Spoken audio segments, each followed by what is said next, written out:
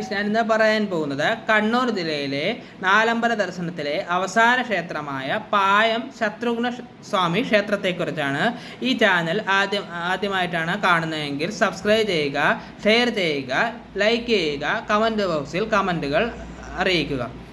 ഇന്ന് പറയാൻ പോകുന്നത് പായം ശത്രുഘ്ന സ്വാമി ക്ഷേത്രത്തെക്കുറിച്ചാണ്. വടക്കൻ കേരളത്തിൽ അപൂർവമായ ക്ഷേത്രങ്ങളിലൊന്നാണ് പായം മഹാവിഷ്ണു ശത്രുഘ്ന ക്ഷേത്രം. വൃത്താകാരത്തിലുള്ള ശ്രീകോവിലാണ് ഈ ക്ഷേത്രത്തിൽ വേറിട്ട് നിൽക്കുന്നത്.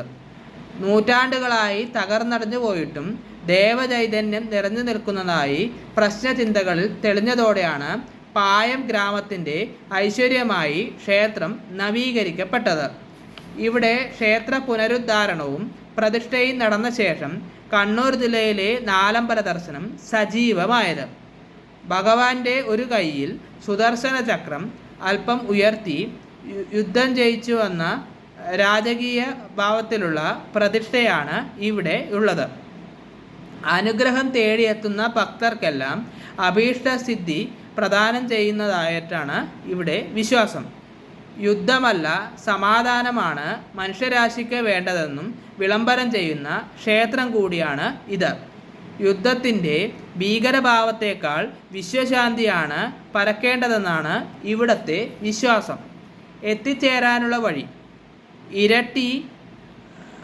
ഇരിട്ടി പേരാവൂർ റോഡിൽ നിന്നും ജബ്ബാർ കടവ് പാലം കടന്ന് കരിയാൽ വഴിയാണ് പായം മഹാവിഷ്ണു ശത്രുഘ്ന ക്ഷേത്രത്തിലേക്കുള്ള വഴി.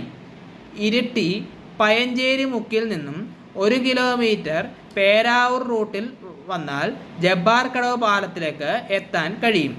അവിടെ നിന്നും 4 കിലോമീറ്റർ ആണ് ക്ഷേത്രത്തിലേക്കുള്ള ദൂരം.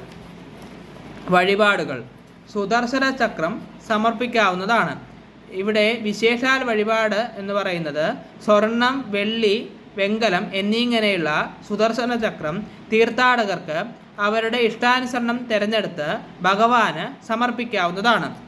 കർക്കടക മാസത്തിൽ ക്ഷേത്രത്തിൽ ഇവിടെ നിന്ന് ലഭിക്കുന്ന പ്രത്യേക വഴിപാടായ കടും പായസവും അവൽപ്പാവും ക്ഷേത്രത്തിലെ പ്രത്യേകതയാണ്. ഇത്രയുമാണ് ഞാൻ ഈ വീഡിയോയിൽ കണ്ണൂർ ജില്ലയിലെ തന്നെ പായം ശത്രുഘ്ന ക്ഷേത്രത്തെക്കുറിച്ച് പറഞ്ഞത്.